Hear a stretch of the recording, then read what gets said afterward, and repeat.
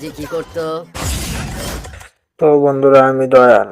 Bangladeshi action movie মালিক আরফিন শুভ এক ভয়ঙ্কর কিন্তু ন্যায়ের জন্য লড়াই করা মানুষের চরিত্রে অভিনয় করেছেন। সিনেমাটি পরিচালনা করেছেন সাইফ চান্দান। সিনেমায় আরও আছেন বিয়াদ সিনহা, সেহা মিম এবং মিশা সওদাগর। তো বন্ধুরা, দয়াল ফিল্ম অ্যাকশন চ্যানেলটি যদি সাবস্ক্রাইব না করে থাকেন তাহলে প্লিজ সাবস্ক্রাইব করে পাশে থাকবেন। গল্পের শুরু হয় এক সাধারণ যুবকের নিয়ে, যার জীবনে অন্যায়ের কারণে ধ্বংস হয়ে যায়। ছোটবেলা তার পরিবারকে অপমান করা হয় এবং তার মায়ের সম্মান নষ্ট করার চেষ্টা করে এলাকার ক্ষমতাবান সন্ত্রাসীরা। সেই ঘটনা তার মনে প্রতিশোধের আগুন জ্বালিয়ে দেয়। বড় হওয়ার পর সে বুঝতে পারে এই সমাজে দুর্বল মানুষদের কোনো মূল্য নেই। তাই সে ধীরে ধীরে অপরাধ জগতের দিকে পা বাড়ায়।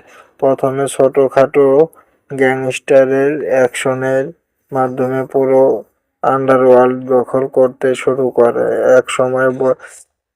এক সময় সবাই তাকে মালিক নামে চিনতে শুরু করে, কারণ সে শুধু গ্যাংস্টার না, পুরো শহরের নিয়ন্ত্রণ নিজের হাতে নিতে চায়। কিন্তু তার লক্ষ্য শুধু ক্ষমতা না, সে চায় তার মায়ের অপমানের প্রতিশোধ নিতে এবং গরিব মানুষের অধিকার ফিরিয়ে দিতে। এদিকে ভিলেন চরিত্রে থাকা মিশা সওদাগর একজন নির্মম ডন, যে রাজনীতি আর অপরাধ জগৎ দুটাই নিয়ন্ত্রণ করে। মালিকের উত্থান দেখে সে ভয় পেয়ে যায়।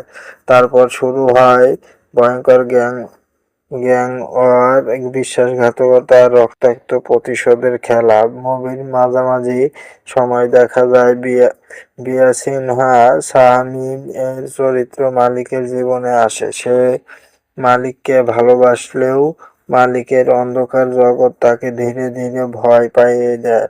কিন্তু মালিক তাকে প্রতিশ্রুতি দেয় সে সবকিছু শেষ করে নতুন জীবন শুরু করবে। কিন্তু কিন্তু শেষের দিকে মালিক জানতে পারে তার সবচেয়ে কাছের একজনই আসলে শত্রুদের হয়ে কাজ করছে। এই বিশ্বাসঘাতকতার কারণে মালিকের পুরো সাম্রাজ্য ভেঙে পড়তে শুরু করে। ক্লাইম্যাক্সে মালিক একাই শত্রুদের ঘাঁটিতে হামলা চালায়। সেখানে ভয়ঙ্কর অ্যাকশন, গুলি আর মারামারির দৃশ্য দেখা যায়। শেষে মালিক তার মায়ের অপমানের প্রতিশোধ নেয় এবং প্রধান ভিলেনকে শেষ করে দেয়।